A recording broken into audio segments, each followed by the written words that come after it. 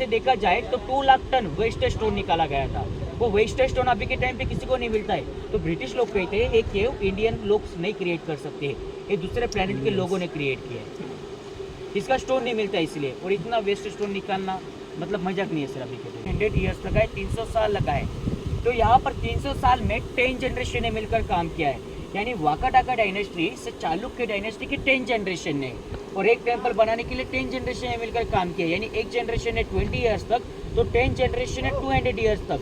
आप all of India में जितना भी केव देखोगे ना सर अभी तक, सब केव का जो वर्क होता है ये फ्रंट से बैक चलता है। माउंटेन का वर्क कार्विंग करना, बड़े कैलाश टेम्पल है जिसका वर्क टॉप से बॉटम हुआ है, और 1 टेम्पल के अंदर में से देखा जाए तो 2 लाख।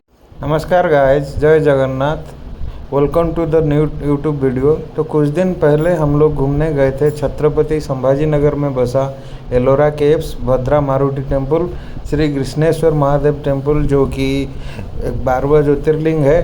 और ये वीडियो उसी का ट्रैवल ब्लॉग है, तो मैं आप लोगों को दिखा रहा हूँ। जैसे हम लोग एलोरा केव्स घूमने गए थे, उधर कैलाश टेम्पल जो कि वर्ल्ड फेमस है वो आपको दिखाने वाला हूँ, और भद्रा मारुति टेम्पल भी दिखाने वाला हूँ, और एक मिनी ताजमहल करके जो छत्रपति संभाजी नगर में है, जो औरंगजेब की बेटे ने उसकी माँ के लिए बनाया था, वो भी आपको दिखाने वाला हूँ। तो बहुत ही एक्साइटिंग होने वाला है। ये बहुत पुराना मोनूमेंट है, जैसे 700-800 सीई का मोनूमेंट है। तो आप लोग इस वीडियो में बने रहिए, आपको बहुत मज़ा आने वाला है। आपको बहुत बहुत ऐसे नायाब चीज़ें देखने को मिलेगा जो आपने पहले कभी नहीं देखा। तो आशा करता हूँ आपको ये वीडियो बहुत अच्छा लगेगा और आपको इसको पसंद भी करेंगे। तो stay tuned guys, this is going to be a lot more fun, stay tuned. तो फ्रेंड्स, अगर आप लोग पुणे में रहते हैं तो पुणे से जो पुणे रेलवे स्टेशन है वहाँ से छत्रपति संभाजी नगर के लिए ट्रेन पकड़ के जा सकते हैं, या फिर पुणे से बहुत सारा बस भी चलता है छत्रपति संभाजी नगर को, तो आप बस से भी जा सकते हैं। तो बस से अगर जाएंगे आप लोग, जैसे मैं भी बस में गया था, तो बस से अगर आप जाएंगे तो ऐसा रात को 10 साढ़े 10 बजे अगर बस में बैठेंगे तो सुबह सुबह उधर पहुंच जाएंगे। ये शहर का नाम पहले औरंगाबाद हुआ करता था, पर उसको अभी चेंज करके छत्रपति संभाजी नगर कर दिया है। तो कोई कोई उसको अभी भी औरंगाबाद बोलते हैं, तो आप लोग कंफ्यूज मत होना। तो आप औरंगाबाद या छत्रपति संभाजी नगर में जाके उतरने के बाद आप 42 नंबर का बस पकड़ के भेल्लूर जा सकते हैं, जो कि एलोरा केव्स और कृष्णेश्वर महादेव का मंदिर छत्रपति संभाजी नगर का जो बस स्टॉप है वहाँ से 30 किलोमीटर दूर है, पर गवर्नमेंट का बस चलता है। तो आप लोग वो बस पकड़ के आप एलोरा केव्स के आसपास जा सकते हैं। आपके लिए अच्छा रहेगा कि आप एक डेली पास बनवा लें, ताकि आप लोग आने जाने में कोई दिक्कत नहीं रहेगा और आप ऐसा हर जगह घूम सकते हैं। उधर देवगिरी का भी एक फोर्ट है जो मुझे को जाने का टाइम नहीं मिला एक ही दिन के में, पर आप उधर भी जाके देख सकते हैं वो लोग। चलिए वीडियो में जारी रखिए। तो अभी जो आप ये माउंटेन देख रहे हो ना सर, पूरा बैक साइड है, इस माउंटेन का नेम है सह्याद्री। सह्याद्री को कुछ लोग वेस्टर्न घाट के नाम से जानते हैं। और ऑल ऑफ इंडिया में जितना आप 1200 केव देखोगे ना, जो 1200 केव का जो कार्विंग हुआ है अभी तक, वो ओनली एक माउंटेन के अंदर में होता है, सह्याद्री। इसे कुछ लोग वेस्टर्न घाट के नाम से जानते हैं। और सह्याद्री के ही अंदर में ऑल ऑफ इंडिया में केव का कार्विंग वर्क इसलिए करते हैं क्योंकि सह्याद्री का जो माउंटेन है, इसके अंदर में जो रॉक है, इस रॉक का नाम है बेसॉल्ट। जैसा बेसॉल्ट अगर आपने एक रॉक सुना है तो वॉल्केनो रॉक होता है। जब वॉल्केनो क्रिएट होता है ना सर, ये सॉफ्ट होता है, ज्वालामुखी होता है, हाँ, जिसमें से वेस्ट लावा गिरता है, तो उससे तैयार होता है बेसॉल्ट। और ये पूरा बेसॉल्ट वाला माउंटेन आपको देखने के लिए मिलेगा। और बेसॉल्ट जब क्रिएट होता है सॉफ्ट होता है, जिसके अंदर में आप कार्विंग करोगे ना स्टोन्स को, तो जहाँ से आप कट करोगे स्टोन को, ये प्रॉपरली उसी जगह से कट होगा, जिस वजह से कट नहीं करेगा, क्रैक नहीं करेगा, क्योंकि वो सॉफ्ट है। पर ये स्टोन जितना ओल्ड होगा ये उतना हार्डली होगा। इसके अंदर में बाद में कार्विंग करना चाहोगे तो फिर इम्पॉसिबल। अगर ऐसे देखा जाए तो ओल्ड टाइम पे इन केस को 2 ईयर्स तक तोड़ने का और 2 मंथ तक जलाने का ट्राई किया था, जब भी इनसे टूटा नहीं जला। आप सोच सकते हैं कितना स्ट्रांग हो चुका है अभी। ये दिन ब दिन हार्ड होता है। बट जैसा अगर आपने सुना होगा कि लावा को लावा काट सकता है, ऐसा डायलॉग वगैरह सुना होगा ना। ये बेसॉल्ट वाला माउंटेन है, और अजंता यहाँ से 110 किलोमीटर डिस्टेंस पर है। और अजंता आता है BC century 2200 year old caves. तो अलग अलग रिलीजन में अलग अलग सा पंथ होता है। जैसा बौद्ध धर्म में हिनयान महायान जी का 2 पंथ है। इस वजह से हिनयान वाले लोग स्तूपा को फॉलो करते हैं। जो महायान वाले लोग होते हैं उस मूर्ति पूजा को फॉलो करते हैं। तो अजंता में कंटिन्यू पूजा पाठ करने से वहाँ का स्तूपा एंड पेंटिंग्स क्रैक करता था, और वो पूजा पाठ करने से उन्हें ऐसा लगता था कि बौद्ध हमें श्राप दे रहे, क्योंकि बौद्ध जी ने कहा था मेरा कोई भी पूजा पाठ मत कीजिए, मुझे कोई भी भगवान का दर्जा मत दीजिए। तो उन्हें ऐसा लगता था हम पूजा पाठ करें इसलिए हमें बौद्ध श्राप दे रहे, पर एक्चुअली में उन्हें रीज़न नहीं पता था, क्योंकि आप इस माउंटेन का रॉक का अगर पूजा पाठ करोगे अगरबत्ती कैंडल से, इससे रॉक क्रैक होता है, क्योंकि बेसॉल्ट का रॉक का पूजा पाठ नहीं कर सकते, ये ज्वालामुखी वाला माउंटेन होता है। इसीलिए रीज़न दिया है कि खंडित प्रतिमा का पूजा पाठ नहीं करना चाहिए। अदरवाइज हम 1500 साल पुराना होकर हम केव को इसलिए विजिट कर पा रहे हैं सर, क्योंकि ऑल टाइम पे कंटिन्यू लोगों ने इसका पूजा पाठ नहीं किया। अदरवाइज ये पूजा पाठ करते थे तो अभी के टाइम पे हम इसे देख नहीं पाते थे, बट अभी हम इन केव को विजिट कर पा रहे हैं, देख पा रहे हैं, बट हम इसका पूजा पाठ करेंगे ऐसा हम देख पा रहे हैं, फिर हमारा आने वाला जनरेशन नहीं देख पाएगा। इसलिए रीज़न दिया है कि भारतीय संस्कृति में खंडित डैमेज प्रतिमा का पूजा पाठ नहीं करना चाहिए, ये रीज़न दिया है। क्योंकि अगर हम ऐसा लोगों को कहें कि पूजा पाठ करने से रॉक खराब हो जाएगा, तो लोग कहेंगे हम एक बार पूजा पाठ करने से कि आपका रॉक खराब हो जाएगा, लोग ऐसा कहते हैं, इसलिए इसको रीज़न दिया है। और ये लोगों का जितना भी केव बनाया धर्म का प्रचार पूजा पाठ के लिए, ठीक है सर। तो ये पूरा केव बनाने के लिए 600 ईयर्स लगाए, 600 साल लगाए पूरा केव बनाने के लिए। और एक ही माउंटेन में इसलिए अंदर बनाया क्योंकि ये बेसल्ट रॉक है, यहाँ पर ही सॉफ्ट होता है। और ऐसा ऑल ऑफ इंडिया में जितना 1200 केव है सह्याद्री के अंदर में इनका वर्क चलता है। केव नंबर 1 से लेकर 12 तक, ये 12 केव है बुद्धिज़्म, पर बुद्धिज़्म केव को केव नंबर 1 से लेकर 12 तक सीरियल वाइजली नंबर इसलिए दिया है क्योंकि सबसे पहले एलोरा में जो केव का वर्क हुआ था वो होता बुद्धिज़्म का सबसे फर्स्ट पे। तो 5 सेंचुरी AD से इन्होंने वर्क को स्टार्ट किया है और 7 सेंचुरी में वर्क को पूरा एंड किया है, फाइनल किया है। यानी बुद्धिज़्म का 12 केव यहाँ पर बनाने के लिए 200 ईयर्स लगाए। जो बनाया था मौर्य डायनेस्टी अशोका चक्रवर्ती, तो 12 केव बनाने के लिए 200 ईयर्स लगाए सबसे पहले। जब इन केव्स को धर्म का प्रचार पूजा पाठ के लिए बनाया, ये सब लोगों को पता चला कि यहाँ पर सह्याद्री और एक स्टोन के अंदर में मंदिर को निर्माण किया। ये सब मंदिर है सर, ठीक है सर। केव नंबर 13 से केव नंबर 29 तक 17 केव्स है हिंदू धर्म वाला, जो बनाया था कर्नाटक के राजा श्री कृष्ण देव राय। यानी इन्होंने 7 सेंचुरी से वर्क को स्टार्ट किया और 10 सेंचुरी में वर्क को पूरा फाइनल किया। यानी हिंदू धर्म वाला 17 केव कवर अप करने के लिए उन्हें टोटली 300 ईयर्स लगाए, 300 साल लगाए। तो यहाँ पर 300 साल में 10 जनरेशन ने मिलकर काम किया है। यानी वाकाटाका डायनेस्टी से चालुक्य डायनेस्टी की 10 जनरेशन ने, और एक टेम्पल बनाने के लिए 10 जनरेशन ने मिलकर काम किया। यानी एक जनरेशन ने 20 ईयर्स तक, तो 10 जनरेशन है 200 ईयर्स तक। आप ऑल ऑफ इंडिया में जितना भी केव देखोगे ना सर अभी तक, सब केव का जो वर्क होता है ये फ्रंट से बैक चलता है। माउंटेन का वर्क कार्विंग करना, बड़े कैलाश टेम्पल है जिसका वर्क टॉप से बॉटम हुआ है। और 1 टेम्पल के अंदर में से देखा जाए तो 2 लाख टन वेस्ट स्टोन निकाला गया था। वो वेस्ट स्टोन अभी के टाइम पे किसी को नहीं मिलता है। तो ब्रिटिश लोग कहते हैं एक केव इंडियन लोग नहीं क्रिएट कर सकते, ये दूसरे प्लेनेट के लोगों ने क्रिएट किया है। इसका स्टोन नहीं मिलता इसलिए, और इतना वेस्ट स्टोन निकालना मतलब मजाक नहीं है सर अभी के टाइम। तो ये जो है ये सेम है क्या? इसका भी ऊपर से हुआ क्या? छोटा कैलाश दिख रहा है नहीं, ये वैसा बट नाम दिया है। और 30 नंबर से 34 तक ये जो 5 केव है जैन केव है, जो क्रिएट किया उज्जैन के राजा अमुक वर्षा। तो 10 सेंचुरी से 11 सेंचुरी इनका वर्किंग टाइम है। यानी जैन धर्म वाला 5 केव बनाने के लिए 100 ईयर्स लगाए। पर आप ये ऐसा कोई सा भी केव देखोगे, बुद्धिज्म, हिंदुज्म, ये कोई भी केव इंटरकनेक्ट नहीं है। बट आपको जैनिज्म वाला केव इंटरकनेक्ट देखने के लिए मिलेगा 2nd फ्लोर से, जिसके आप एक केव से जाके दूसरे केव में भी विजिट कर सकते हो।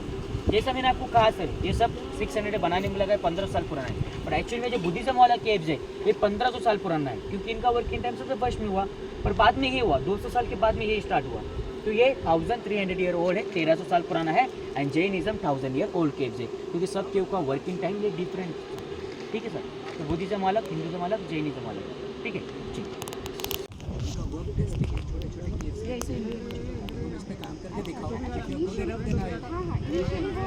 तो वो सब के किधर है? मतलब इसी के बीच में है क्या? बाकी जो ये ऐसा है, कुछ यहाँ पर है, कुछ इस साइड पे, कुछ क्लोज करके रखा है, कुछ क्लोज है इसी एरिया में। ये इधर से ये पूरा बीच साइड। कौन से नंबर 1 से स्टार्ट हो रहा है? अभी जाना नहीं, अभी सर अभी जाना नहीं है। अभी थोड़ा सा आपको आइए तो शायद। तो देखिए सर, सबसे पहले अभी जो आपको सामने छोटे छोटे केव दिख रहे हैं ना, अभी के टाइम पे किसी को वर्क पर रखना है, उनका इंटरव्यू मिलेगा, कुछ क्वेश्चन पूछा जाता है, फिर वर्क के लिए सेलेक्ट किया जाता है, और डायरेक्टली हम किसी को सिंगल स्टोन में वर्क के लिए भेजेंगे सर।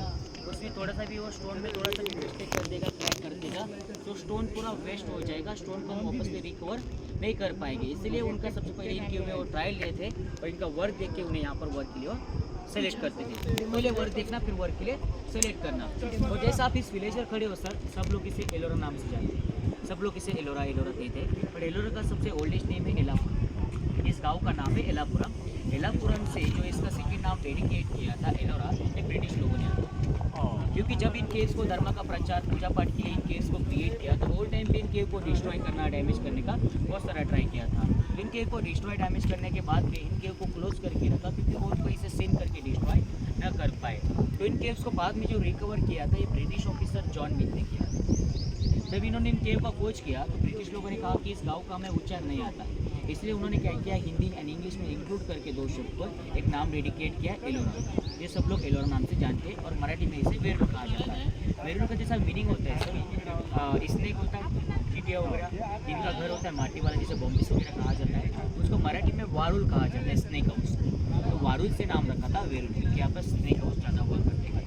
अजंता यहाँ से 110 किलोमीटर डिस्टेंस पर है और अजंता यहाँ से 110 किलोमीटर डिस्टेंस पर है और 20 सेंचुरी का है, यानी एलोरा से भी 700 ईयर ओल्ड केव से अजंता। तो अजंता में आपको कलर पेंटिंग देखने के लिए मिलेगा, टोटल 29 केव्स है अजंता में। तो अजंता कलर पेंटिंग के लिए फेमस है, तो एलोरा कार्विंग स्कल्पचर करने के लिए ज़्यादा फेमस है। दोनों में बहुत सारा डिफरेंट है। तो अजंता का जैसा एक मीनिंग दिया जाता है, जैसा हम किसी चीज़ को नहीं जानते हैं उसे अनजान कहते हैं, नहीं पता है तो अनजान कहते हैं, और किसी को पता नहीं तो वहाँ पर केव है, सब लोग उसे अनजान कहते थे। तो अनजान से उसका नाम रखा था अजंता, कोई नहीं जानता, मतलब मीनिंग के अनुसार उसका एक नाम दिया गया है। ठीक है, सामने आप केव देख रहे हो sir, cave number 32, cave number 32 and cave number 33 का अलग अलग सा नाम है। 32 का नेम है इंद्र सभा, 33 केव का नाम है जगन्नाथ सभा। अभी ये जो केव नंबर 32 है इंद्र सभा, इसके लेफ्ट हैंड में जो पिलर देखने के लिए मिल रहा है, पिलर का नाम है मानव स्तंभ। रिक्शा में मानव स्तंभों को एक जैन रिलीजन में मीनिंग दिया जाता है, जीवो जीने दो, शांति से रहिए, शांति से जीने दीजिए। इस मंदिर का नाम है इंद्र सभा। जो इंद्रनी का वाहन होता है सर, ये व्हाइट एलिफेंट होता है, ठीक है। और जैन रिलीजन में सबसे जो प्रिय प्राणी माना जाता है वो एलिफेंट को ही माना जाता है। इसलिए उन्होंने क्या किया, अंदर में राइट हैंड में एक एलिफेंट का स्टैचू क्रिएट किया है। जैसे आप केव के इनसाइड पे विजिट करोगे तो एलिफेंट आपका वेलकम करेगा। और फर्स्ट पे एंट्री करके आपको एक महावीर स्वामी का फर्स्ट पे स्टैचू देखने के लिए मिलता है। जैसा जैन रिलीजन में ऑल जो कीर्तनकार है वो 24 है, और सबसे लास्ट में जो कीर्तनकार आते हैं वो महावीर स्वामी आते हैं। और महावीर स्वामी के सिर के ऊपर में एक अम्ब्रेला होता है, और उसके बैक साइड पे विजिट करोगे तो पार्श्वनाथ जी का स्टैचू देखने के लिए मिलेगा, जिनके सिर के ऊपर पे मल्टीपल स्नेक आपको देखने के लिए मिलते हैं। और जैसा जैन धर्म के पहले जो कीर्तनकार है सर आदिनाथ जैन धर्म के सबसे पहले कीर्तनकार है। और आदिनाथ एक राजा थे, तो राजपाट वगैरह सब कुछ त्याग कर उन्होंने अपना मन कीर्तनकार में लगाया था। पर उनके जो दोनों सुपुत्र थे भरत एंड बाहुबली, जब उनको अपनी प्रॉपर्टी दोनों सुपुत्र में बांटनी थी तो उनमें वो 3 चैलेंज रखते हैं। पहला युद्ध था दुष्ट युद्ध, एक दूसरे के आँख में आग डालकर बात करना। दूसरा युद्ध था जल युद्ध, एक दूसरे के आंखों में पानी फेंकना। और तीसरा युद्ध था फाइट करना। उन तीनों चैलेंज में से पहले बाहुबली जीत जाते हैं, और बाहुबली का ऐसा लग रहा है मैं विन कर रहा हूँ तो मुझ में अहंकार आ रहा है। इसलिए उन्होंने क्या किया, एक जंगल में जाकर 12 साल तक स्टैंडिंग पोजीशन में मेडिटेशन किया। जब उन्हें नॉलेज का प्राप्त हुआ तो बाहुबली से उनका एक नाम रखा जाता था गुमतेश्वर बाहुबली, जब उन्हें नॉलेज का प्राप्त हुआ। जैसा बौद्ध का पहला नाम था सिद्धार्थ, उनकी पहली माता महामाया थी, और उनकी जो सेकंड माता थी वो गौतमी थी। वो बौद्ध जी का जो पालन पोषण किया था वो गौतमी ने किया था। जब उन्हें नॉलेज का प्राप्त हुआ तो पहला नाम रखा गौतमी का पहले नाम ऐड किया। तो ऐसा आपको गुमतेश्वर बाहुबली का स्टैंडिंग पोजीशन में मेडिटेशन वाला स्टैचू देखने के लिए मिलेगा। अगर हम हिंदू धर्म में देखते हैं सर, कुबेर लक्ष्मी जी को हम धन का प्रतीक मानते हैं, ठीक है ना सर। और जैसा आप अंदर में जाओगे तो अंदर में आपको अलग अलग सा स्टैचू देखने के लिए मिलेगा। एक का नाम है मातंगा और एक का नाम है सिद्धिका। मातंगा और सिद्धिका को आप कुबेर भी कह सकते हो सर। मैं आपको 2 मिनट में स्टैचू दिखाता हूँ सर। अभी देखिए सर, आइए सर।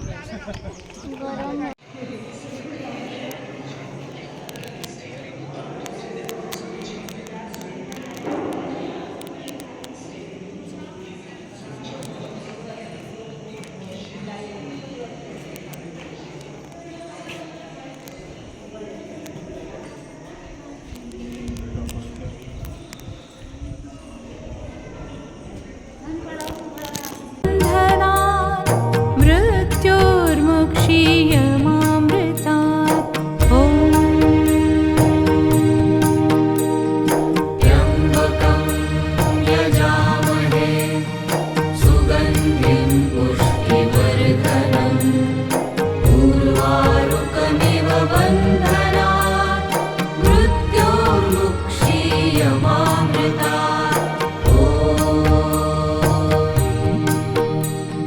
त्र्यम्बकं यजामहे सुगन्धिं पुष्टिवर्धनम् उर्वारुकमिव बन्धनात् मृत्योर्मुक्षीयमामृतात् ॐ त्र्यम्बकं यजामहे सुगन्धिं पुष्टिवर्धनम् उर्वारुकमिव बन्धनात् मृत्योर्मुक्षीयमामृतात्